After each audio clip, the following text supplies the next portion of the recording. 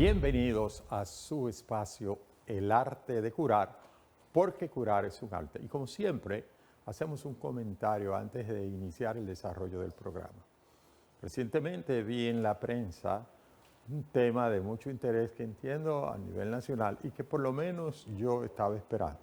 Decía o dice la prensa nacional que se está estudiando la forma de cobrar a los usuarios del sistema de salud indocumentados.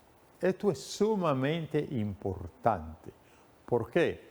Porque, por ejemplo, sobre las parturientas que vienen del hermano país de Haití, se entiende que hasta un 30% de los partos que se dan en este país son de parturientas haitianas y de otros también, otras nacionalidades de indocumentados. Esto genera una carga económica, financiera, donde no hay ningún retorno.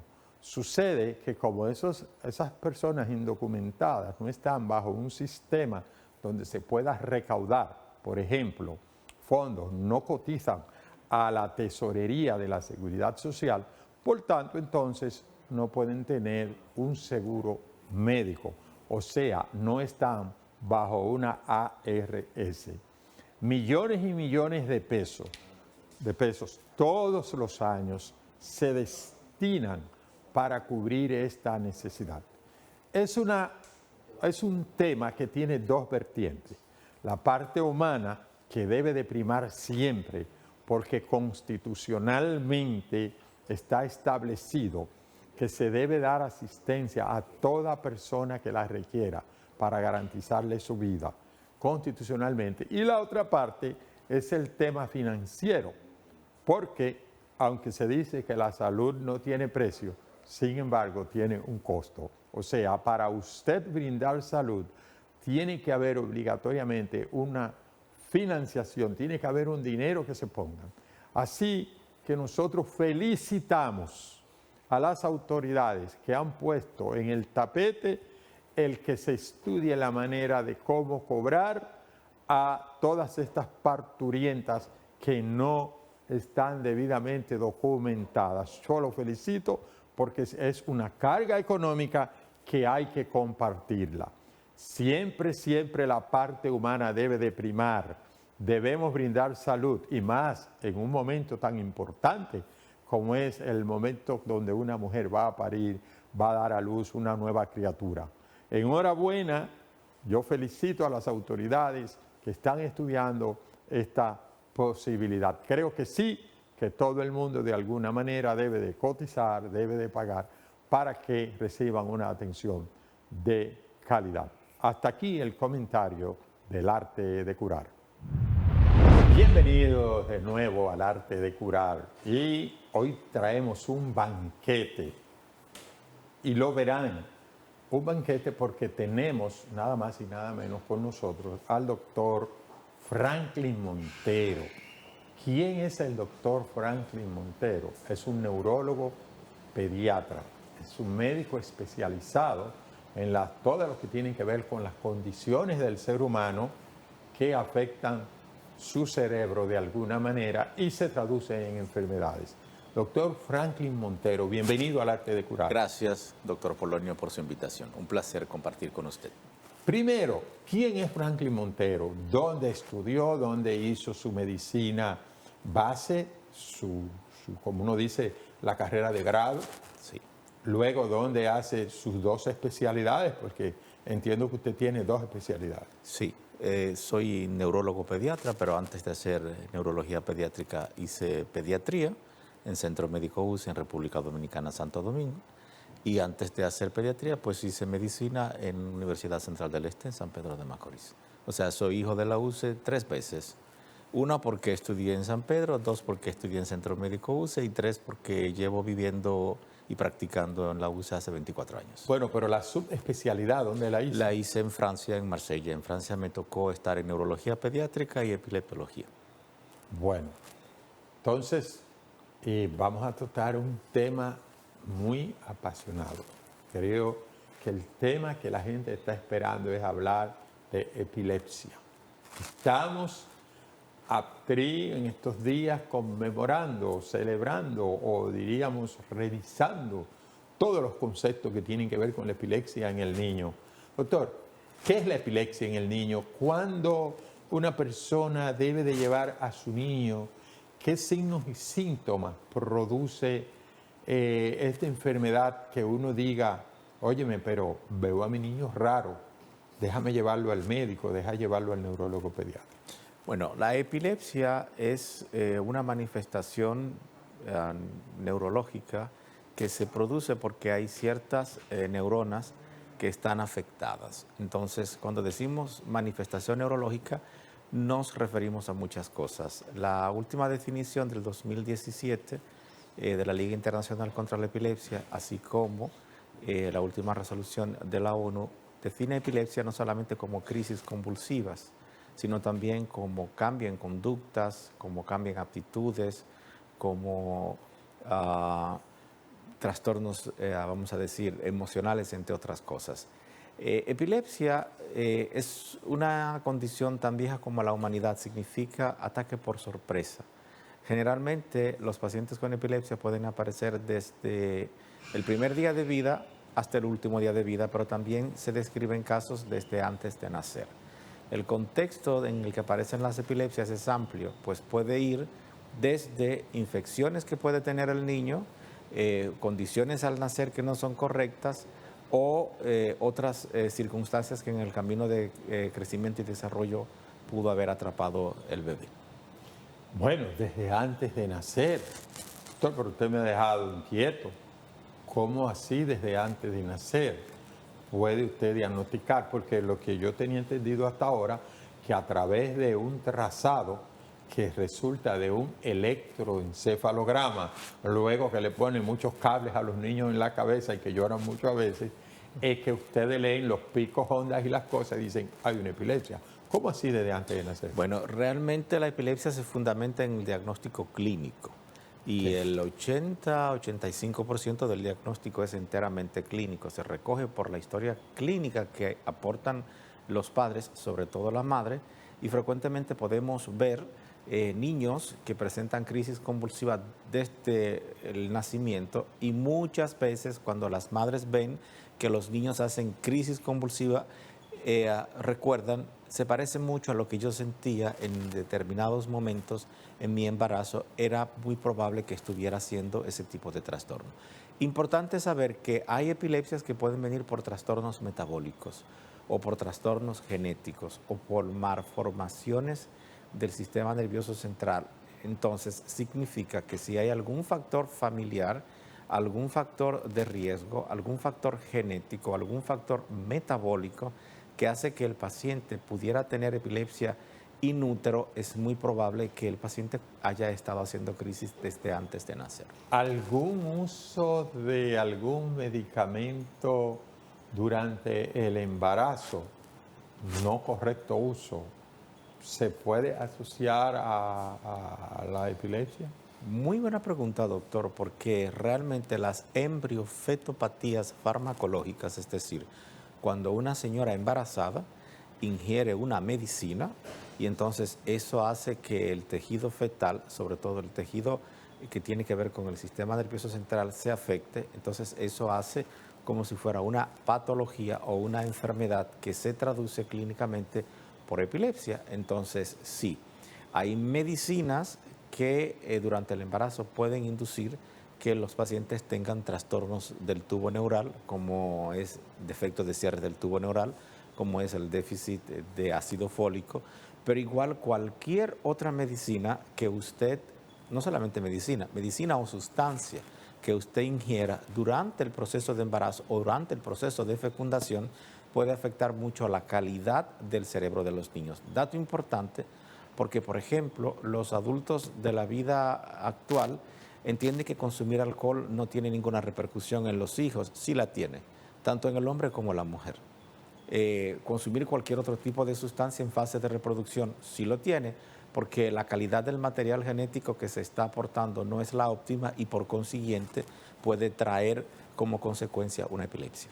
Cuando el doctor habla de embriofetopatía, me corresponde explicarle de embrión, que son las primeras 12 semanas de la concepción, feto, porque primero es embrión, feto, y después que viene siendo ya un producto viable, ¿verdad?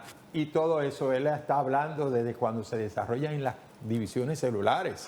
Estamos hablando del ectodermo, mesodermo, lo que forma el tubo neural. Y por eso el doctor hablaba del ácido fólico, que voy a recomendar siempre utilizar las primeras semanas de embarazo, durante todo el embarazo, para evitar estos mielomeningoceles y meningoceles que aparecen, como también él explicó, defecto del tubo neural, que será para otro programa, porque ya eso será otro programa, doctor. ¿Se cura la epilepsia, doctor? Sí, el 70%. Explíqueme eso. El 70% de los pacientes con epilepsia pueden curarse. De hecho, de 100 pacientes, 70 pueden tener una evolución satisfactoria, 30% puede tener una evolución que pasa a lo que es refractaria.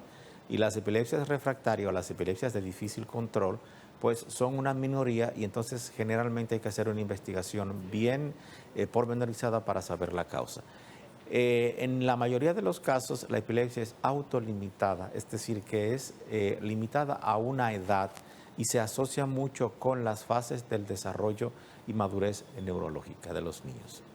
Doctor, traumas en la cabeza a temprana edad, estos niños que con frecuencia ya se han caído de la cama más de 1, 2 o 3 veces, ¿podría ser una condición que pueda desencadenar una epilepsia? Completamente de acuerdo, porque vamos a decir, el 30% de los pacientes con epilepsia pueden ser evitables, pueden ser prevenibles, y eso incluye a aquellos pacientes que se exponen a traumas cráneoencefálicos, es decir, golpes en la cabeza, dicho en buen español, pacientes que van en vehículos de motor, entiéndase motocicleta o bicicleta o cualquier otra forma sin ningún casco protector, pacientes que han tenido caídas de techos de la casa porque los niños se trepan sin el permiso de los padres a volar chichigo, entre otras cosas, a esconderse a jugar.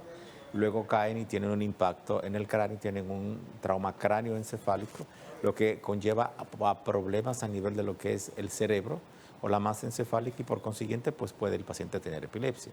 Importante saber que también muchos niños pueden tener infecciones en la primera infancia y esa infección puede afectar indirectamente el cerebro o puede afectar directamente al cerebro y producir como secuela una epilepsia también. No sé si esto produce epilepsia, pero yo le voy a aprovechar. Todo lo que se relacione a cerebro, yo le voy a preguntar. Estos padres que emocionados con los niños pequeños, los suben, los tiran, los sacuden.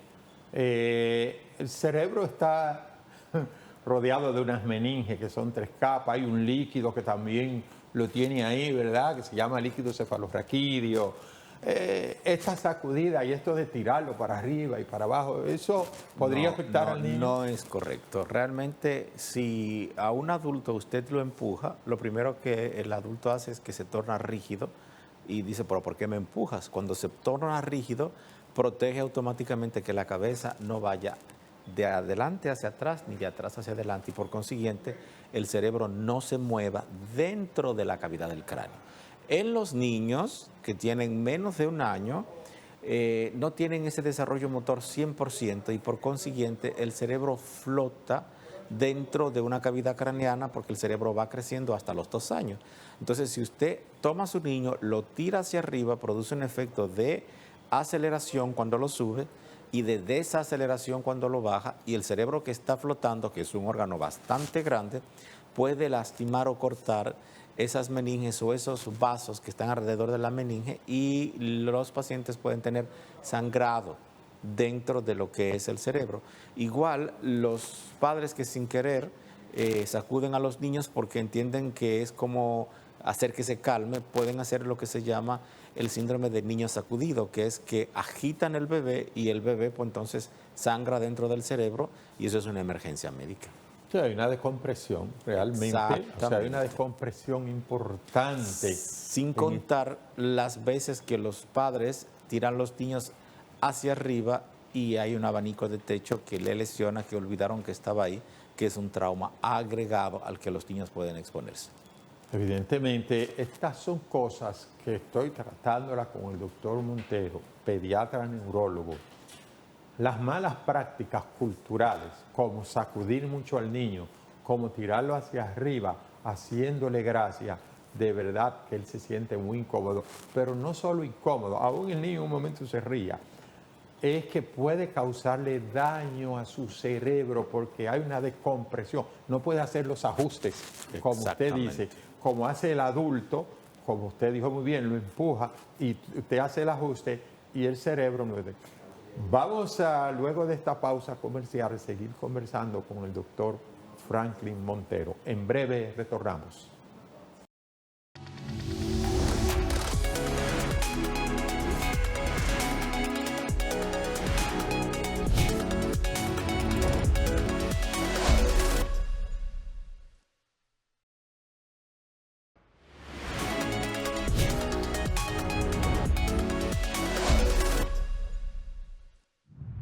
Continuamos en el arte de curar y estamos conversando con el doctor Franklin Montero, médico, pediatra, neurólogo,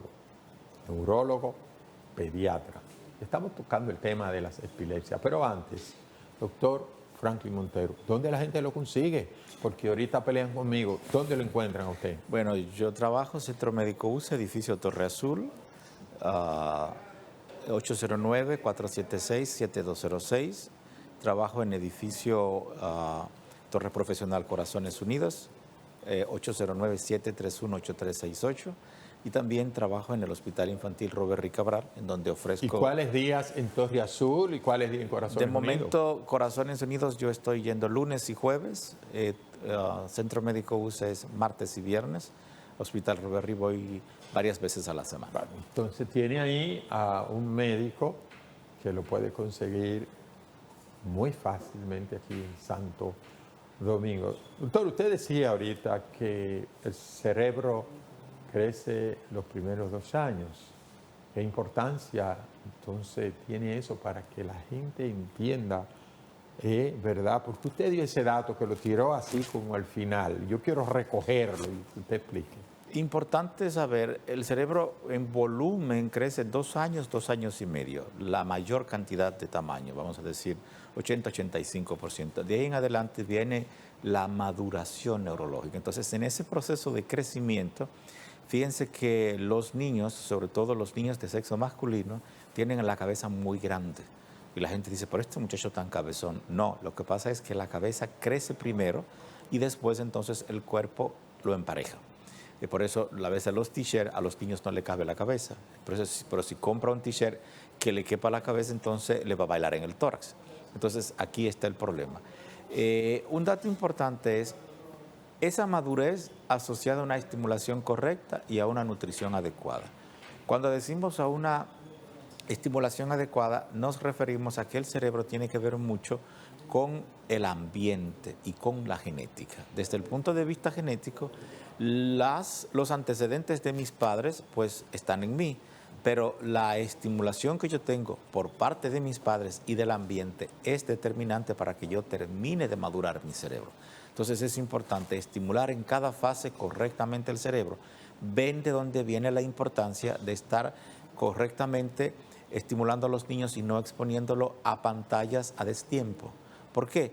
Porque un niño que necesita la estimulación motora, visual, auditiva, táctil, que necesita la interacción mirando caras de sus padres, de sus hermanos, del entorno, no es lo mismo que un niño que está delante de una tablet o delante de un celular o delante de una televisión durante horas muertas. No es correcto. En cuanto a la nutrición, es importante saber que hay que saber introducir los elementos, los nutrientes que el paciente necesita, sí las proteínas, sí los minerales, sí los oligoelementos, que son los minerales, sí los carbohidratos, de manera correcta, porque como el cerebro viene desarrollándose durante esos primeros 2 años, 2 años y medio, si no tiene en un determinado momento lo que necesita para desarrollarse, pues no se va a desarrollar de manera correcta.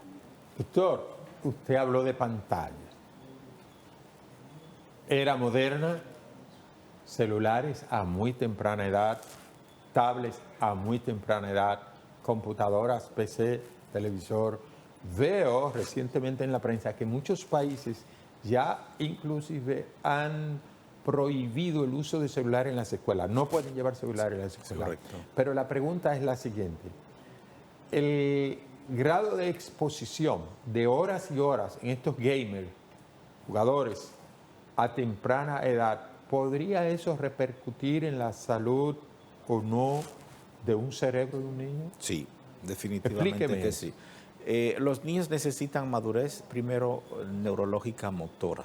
Tiene que interactuar con el entorno, tiene que moverse, tiene que manipular, tiene que luego introducir la habilidad visiomotora, es decir, con, ah, a compaginar la parte visual con la parte motora y la parte auditiva con la parte motora.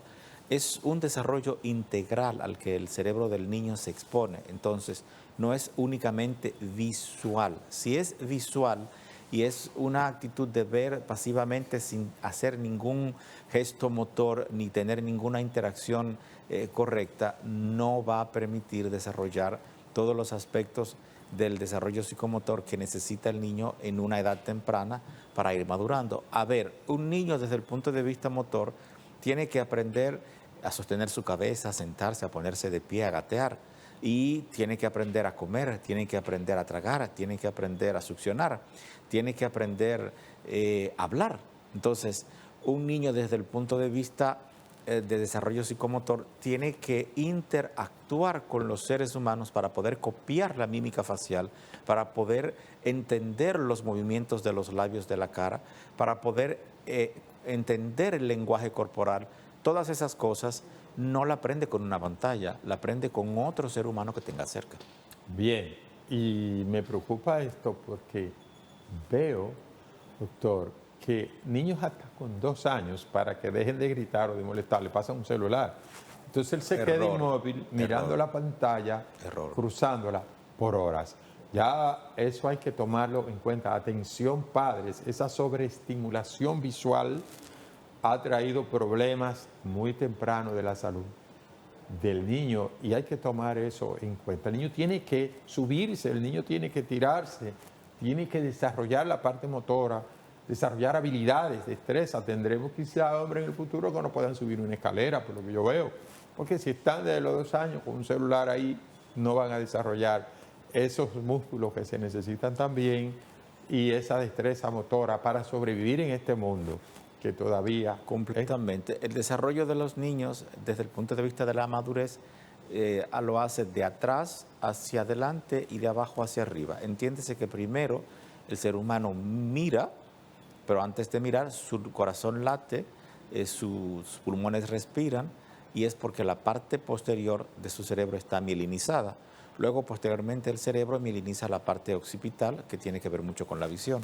Conforme va pasando ese primer año, pues el niño termina mielinizando hasta la parte frontal y luego, con el devenir del tiempo, eso va madurando hasta que llega a la adolescencia, adultez joven. Entonces, un niño que no está neurológicamente maduro desde el punto de vista motor, que ni siquiera tiene 1 año, está ya expuesto con una pantalla que solamente tiene que ver con la parte visual y no interactúa en la parte motora, error. Doctor, vamos a hablar de la clasificación, porque el tema es amplio. Tipos de epilepsia, desde las más simples hasta las más complejas, porque la gente entiende que solo epilepsia es el que gotea, el que se cae. No. Sin embargo, yo sé, y usted es un maestro de eso, puede hablar de la cantidad diferente de signos y síntomas que puede tratarse de una epilepsia y quizá usted no lo cree. Vamos a ver, si nosotros hacemos el ejercicio y vemos que epilepsia es porque el cerebro está afectado en cualquier zona o en toda la zona del cerebro, entonces nosotros vamos a ver que si es una zona en particular, entonces, ¿qué función regula esa zona que está afectada? Eso usted lo puede tener traducido por una crisis de epilepsia. Sería una epilepsia focal si es una sola zona del cerebro, que puede traducirse como movimiento anormal o no movimiento anormal, o una sensación o una percepción que no existe de los sentidos. Entonces, ¿qué pasa? Usted puede tener epilepsias que de repente el paciente está con usted y puede caer al piso. Entonces es una epilepsia generalizada. Si cae con movimiento, pues entonces es una epilepsia que puede ser motora, y según el tipo de movimiento motor, pues sabremos si es tónico, si es clónico, si es mioclónico. Pero a veces usted puede tener epilepsias que son generalizadas, que el paciente no cae al piso, que el paciente se queda mirándolo como si estuviera mirándolo fijamente, o a veces se no luce perdido y el paciente está haciendo una epilepsia ausencia, que es una epilepsia generalizada, porque no tiene conciencia, que es no motora y que puede comenzar igual y termina igual, y que en ocasiones pues, puede tener también mioclonías faciales, movimientos oculares anormales, entre otras cosas. Importante saber que a veces hay epilepsias que nosotros no sabemos si son generalizadas o si son motoras, porque no podemos establecer cuándo se generaliza o dónde inicia. También tenemos que ver que hay pacientes que hacen diferentes tipos de crisis de epilepsia y eso es posible. Están los síndromes epilépticos de pacientes que dentro de lo que es la clasificación de las epilepsias, pues esos síndromes pueden comprometer o no el neurodesarrollo y entonces ahí es otro aspecto importante. Esta clasificación es 2017, es realizada por la Liga Internacional contra la Epilepsia.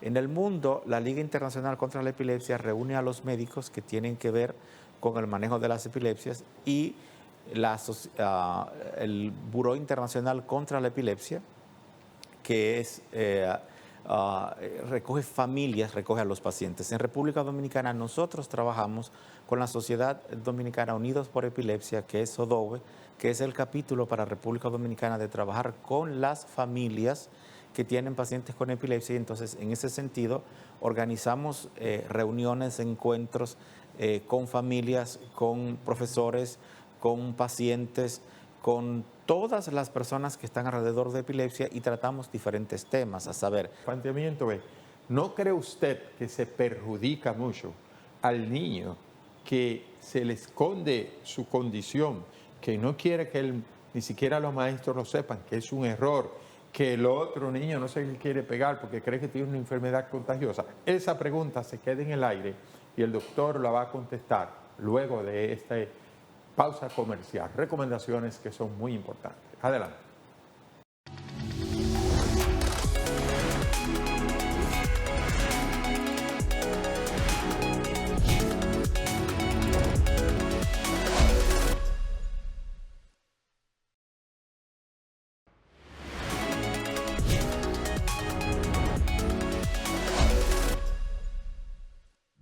Continuamos con el arte de curar y estamos conversando, para los que sintonizaron un poquito tarde, con el doctor Franklin Montero, neurólogo pediatra. Y quedaba una pregunta en el aire, doctor, y es que cuando a un niño se le ha diagnosticado epilepsia, el familiar tiende a esconder eso.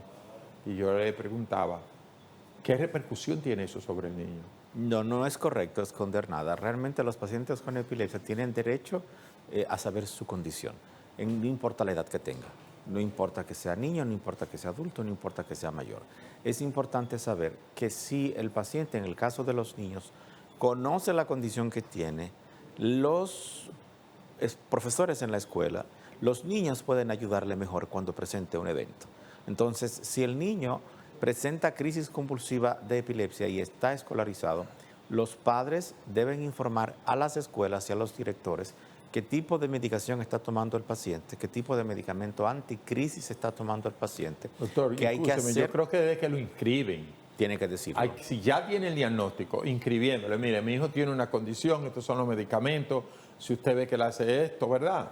No esperar que suceda. Muchos no lo dicen al inicio para que no le nieguen la inscripción y no es correcto, pero tampoco las escuelas deben, porque un paciente tiene epilepsia, rechazarlo, porque hay muchas epilepsias que se curan y entonces aquí es un asunto de información y de protección. Pero además y de no es una enfermedad infectocontagiosa. No es una enfermedad infectocontagiosa. No tiene sarampión, no tiene... Igual los que están en universidades o los adultos que trabajan deben de informar en sus entornos, ya sea adolescente que esté en la secundaria, adolescente o adulto joven que esté en la universidad, adulto que esté trabajando, debe informar que hace crisis de epilepsia y qué hay que hacer cuando hace una crisis de epilepsia. Realmente el tratamiento de la epilepsia aparte del medicamento anticrisis, como se decía anteriormente a los antiepilépticos, es la información y la aceptación de la condición que tiene el propio paciente. Si el paciente sabe lo que presenta y si el paciente sabe exactamente cuándo comienzan sus síntomas y qué puede desencadenarle la crisis y no se expone a eso, pues entonces va a tener menos posibilidad de hacer crisis y por consiguiente va a tener una mejor evolución y una cura más rápida. Quiero dividir la siguiente pregunta en dos. Concéntrese en decirme qué no hacer, qué cosa la gente hace solamente, qué es lo incorrecto hacer con un paciente con epilepsia. Y luego que termine, qué sí debe hacer, cuál es la conducta que debe tener el familiar y el mismo paciente que tiene epilepsia. Bueno, el paciente que tiene epilepsia debe de estar informado de su condición, debe tener un apego al tratamiento correcto según lo prescrito por sus facultativos. Además de eso, el paciente con epilepsia tiene que vigilar, claro, su higiene de vida, que no significa necesariamente bañarse, sino tener organización de sus rutinas de sueño, de trabajo, de descanso, de estudio, de alimentación. Es importante no esconder ninguna información relativa a eso. Si un paciente con epilepsia presenta una crisis convulsiva, no es correcto que lo dejen solo, que se vayan y que no lo asistan. No es correcto pensar que la salivación que puede tener el paciente puede ser contagiosa. Doctor, y que no te pegue a la baba, No, porque se te va a pegar. no. Lo correcto, si es usted un paciente que tiene epilepsia, infórmese de lo que tiene usted, informe a su familia, informe a la escuela, informe al trabajo. Si usted presenta una crisis convulsiva y alguien en el trabajo tiene que socorrerlo, ¿qué tiene que hacer? Más de 5 minutos de crisis convulsiva en un adulto se considera estatus de mal convulsivo. Más de 10 minutos de crisis convulsiva generalizada en los niños se considera un estatus convulsivo. ¿Qué hacer? Colocar el paciente, si es posible, de lado, de preferencia del lado izquierdo, para evitar que el paciente, si vomita, pues no vaya a los pulmones y broncoaspire, es decir, que lleve alimento a las vías respiratorias y pueda ahogarse. ¿Qué hacer? No trate de introducir ningún objeto en la boca pensando que se va a morder la lengua, que se la va a tragar o que se va a asfixiar. Importante liberar las vías aéreas para que el paciente pueda respirar durante está presentando la crisis. Si tiene que llevar su niño al hospital porque está haciendo crisis convulsiva, debe llevarlo, si es posible, en la posición lateral izquierda. Debe de estar siempre pendiente de que el niño esté respirando, debe de estar pendiente de que el niño esté vomitando. No puede llevarlo a otra persona que no sean los padres, no pueden llevarlo tirándoselo en el hombro sin estar mirando su cara y sin ver cómo el niño está reaccionando minuto a minuto.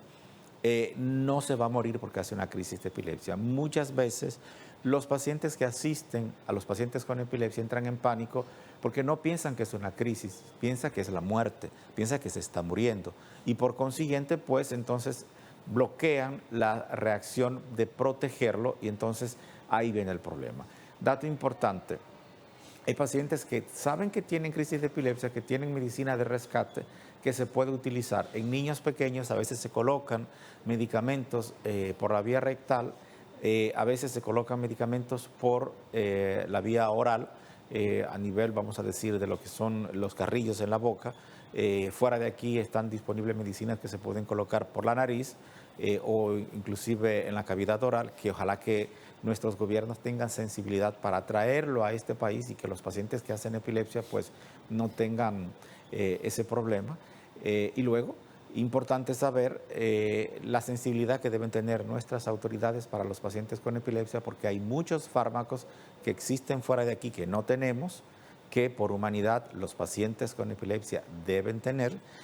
Saber que hay muchos medicamentos que han existido en nuestro mercado que por asuntos burocráticos ya no están, a ver cómo se ofrecen facilidades para que esos medicamentos vuelvan, ¿sí? Y luego también existen medicamentos para la epilepsia que son de uso controlado, que a veces los pacientes tienen limitación en accederlo, que también sería bueno uno revisar cómo esas medidas se aligeran en aras de que los pacientes con epilepsia no sufran tanto. O pacientes que se sienten que hace mucho que no hacen una crisis y dicen, Ya yo me curé sin recibir de alta del No médico. deben, no deben. ¿En qué momento esos pacientes reciben de alta? Es importante saber eso. Los pacientes tienen ¿Hay algún criterio? Sí, los pacientes tienen que tener, según las escuelas, mínimo 2 años sin crisis para las escuelas europeas. Para las otras escuelas norteamericanas, mínimo 5 años sin crisis. Debe de tener varios registros de electroencefalografía o de videoelectroencefalografía normales. Y a la hora de retirar la medicina, según las escuelas, la escuela europea hace un retiro paulatino de las medicinas y mira si el paciente no va presentando alteraciones en el electroencefalograma o crisis o esbozo de crisis. Hay algunos autores de escuela norteamericana que son más drásticos, hospitalizan al paciente por varios días de seguido, retiran la medicina, si ve que el paciente no presenta ninguna crisis convulsiva, lo dan de alta, cosa que a mi entender no es lo más aplicable a nuestro medio. ¿Por qué? Porque nosotros no tenemos un sistema de salud tan dotado de recursos como fuera de aquí, que tenemos ambulancia por todas partes, ambulancias aéreas, inclusive, protocolizados en donde los pacientes pueden llegar y ser asistidos directamente.